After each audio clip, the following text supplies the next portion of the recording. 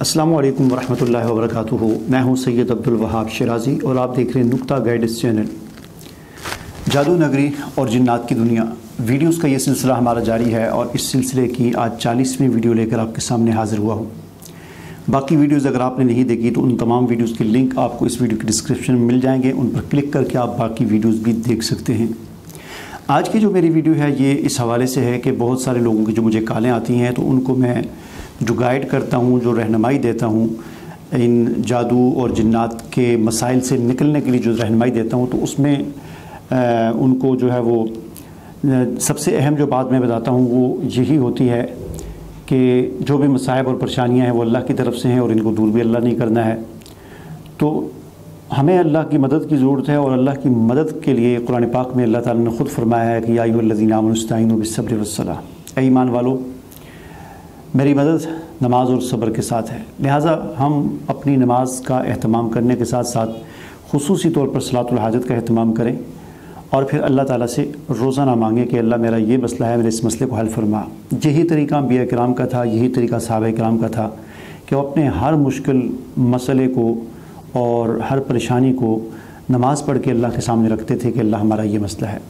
और फिर उनके वो मसाइल हल होते थे, अल्लाह की मदद आती थी।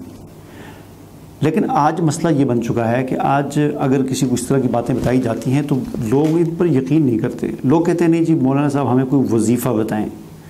कि जिसको पढ़ने से हमारा मसला हल हो। यानी लोगों का अब वजीफ़े के मुताल्लिक़ अजीब व गरीब किस्म के तसव्वुरात बन गए हैं। लोग पता नहीं वजीफ़े से उसको क्या समझते हैं, उनका वजीफ़े के मुताल्लिक़ क्या तसव्वुर है। लोग ये समझते हैं कोई ऐसा वजीफ़ा हो जैसे हम पढ़ें तो रातों रात मालदार हो जाएं,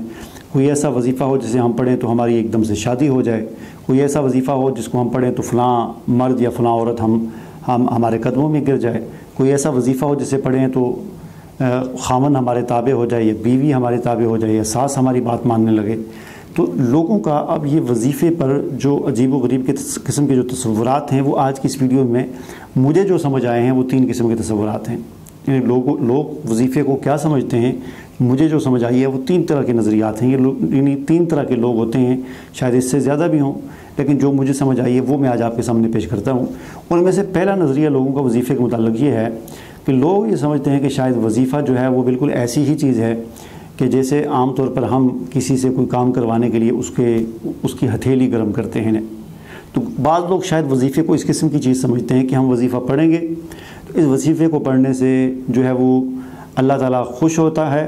और शायद नऊज़ुबिल्लाह कोई फ़ायदा होता है हमारे वजीफ़ा पढ़ने से, और फिर वो बदले में अल्लाह ताला हमें उस वजीफ़े के बदले में हमारा काम करता है। लिहाजा बाज़ लोग इस नज़रिए से वजीफ़ा मांगते भी हैं और इस नज़रिए से वजीफ़ा पढ़ते भी हैं कि ये वजीफ़ा हम पढ़ेंगे तो हमारा काम लाजमी होगा, हमारा काम लाजमी होगा। ये बिल्कुल ऐसे ही जैसे आपका थाने में कोई काम है तो आपने SHO के हथेली गर्म की, उसके हाथ में कुछ पैसे डाले तो आदमी को यकीन होता है कि अब मेरा काम होगा। आपने जज को पैसे दिए, वकील को पैसे दिए तो आपका काम होता है, आपका यकीन होता है कि ये काम अब करेगा। तो बाज़ लोगों का वजीफ़े के मुताल्लिक़ इस किस्म का नज़रिया है कि ये वजीफ़ा हम पढ़ेंगे 500 दफ़ा या 1000 दफ़ा या लाख दफ़ा तो अब अल्लाह ताला के लिए ज़रूरी है कि वो हमारा काम करे। ठीक है ना, एक नज़रिया ये।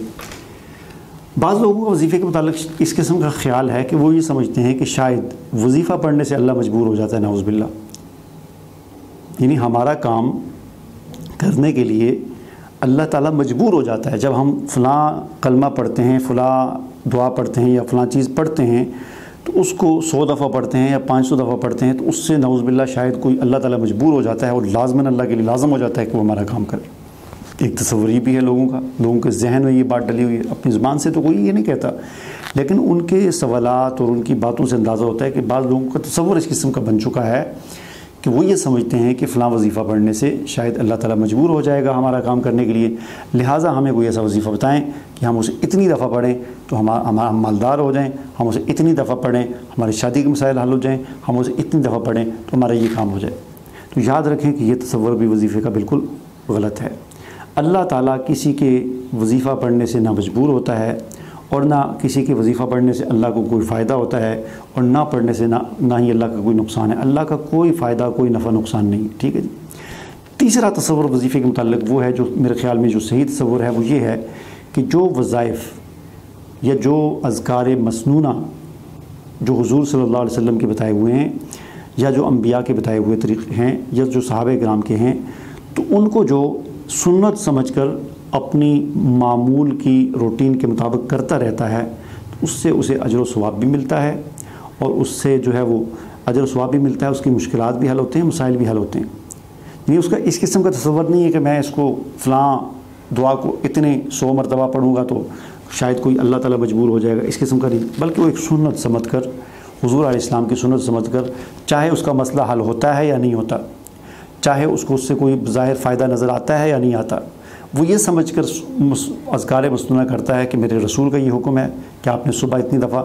جو ہے صبح وہ آپ نے اعوذ بکلمات اللہ پڑھنی ہے 3 دفعہ، آپ نے صبح شام بسم اللہ الذی لا یضر پڑھنی ہے، آپ نے معوذات کو پڑھنا ہے، اپنے ہاتھوں پہ دم کرنا ہے۔ یعنی وہ اذکار مسنونہ جو حضور کے بتائے ہوئے ہیں یا جو انبیاء کا طریقہ تھا یا صحابہ کا طریقہ تھا، وہ ان کو مسنون سمجھ کر کرتے ہیں، ان کی اس سے کوئی غرض نہیں ہے کہ ہمارے مسائل حل ہوتے ہیں یا نہیں ہوتے، ہمارا کام ہوتا ہے یا نہیں ہوتا۔ تو ایک تصور یہ ہے جو کہ بالکل صحیح اور درست تصور ہے، اور اس سے اللہ کی مدد بھی آتی ہے اور اللہ تعالیٰ کی نصرت بھی شامل حال ہوتی ہے۔ ٹھیک ہے جی، اب اس بات کو سمجھ لیں کہ یہ جو وظائف ہیں، وظائف کیا ہیں؟ ذکر ہے، تسبیحات ہیں۔ ٹھیک ہے جی، قرآن پاک میں آپ دیکھیں 27ویں پارے میں سورہ حدید کا آغاز ہوتا ہے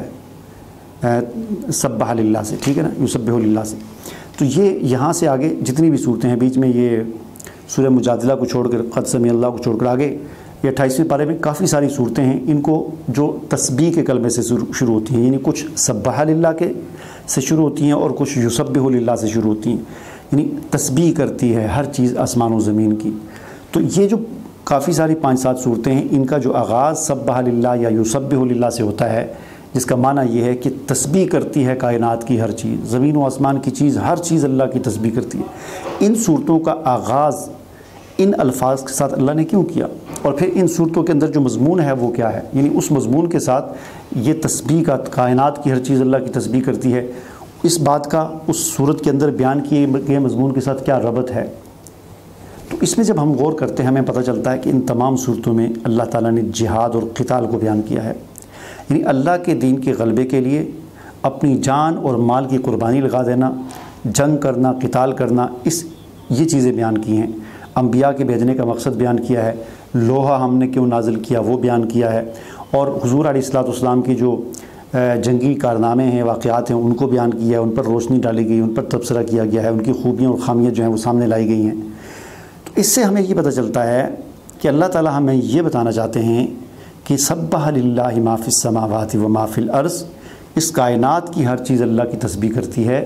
کوئی چیز اس کائنات وَإِن مِّن شَيْءٍ إِلَّا، کوئی چیز اس کائنات میں ایسی نہیں ہے کہ جو اللہ کی تسبیح نہ کرتی ہو، اللہ کی حمد نہ کرتی ہو، ہر چیز اللہ کی تسبیح کرتی ہے۔ اے انسان، تجھ سے صرف تسبیح مطلوب نہیں ہے کہ تو تسبیح لے کر بس صرف اللہ اللہ کرتا رہے، بلکہ تجھ سے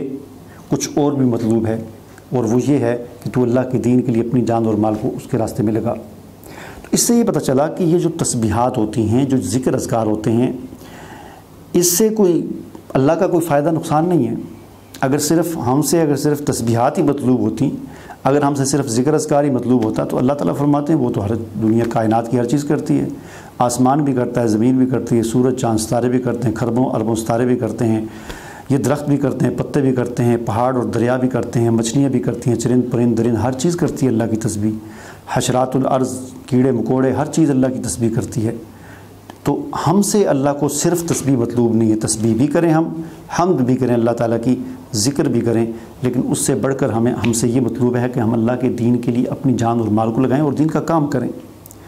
تو اگر ہم یہ نہیں کر رہے اور یہ تصور ہم نے قائم کر دیا ہے کہ فلاں چیز ہم 500 دفعہ پڑھیں گے تو ہمارا یہ مسئلہ حل ہو جائے گا، فلاں چیز 100 دفعہ پڑھیں گے تو ہمارا یہ مسئلہ حل ہو جائے گا، تو یہ ایک خام خیالی ہے۔ ایسے جو ہے وہ یعنی یہ ہم اپنے آپ کو بھی دھوکہ دے رہے ہیں، اور شاید نعوذ باللہ اللہ کو بھی دھوکہ دینے کی کوشش کر رہے ہیں، اور ہم یہ سمجھ رہے ہیں کہ شاید ہمارے یہ پڑھنے سے کوئی اللہ مجبور ہو جائے گا ہمارے کام کرنے۔ تو اس لیے یہ جو وظائف ہوتے ہیں، تسبیحات ہوتی ہیں، جو اللہ کی حمد ہے، تکبیرات ہیں، ان کے حوالے سے اپنا نظریہ درست کریں، ان کو مسنون سمجھ کر کریں کہ اللہ کے رسول کا حکم ہے، اللہ کے رسول کا طریقہ تھا، صحابہ کا طریقہ تھا،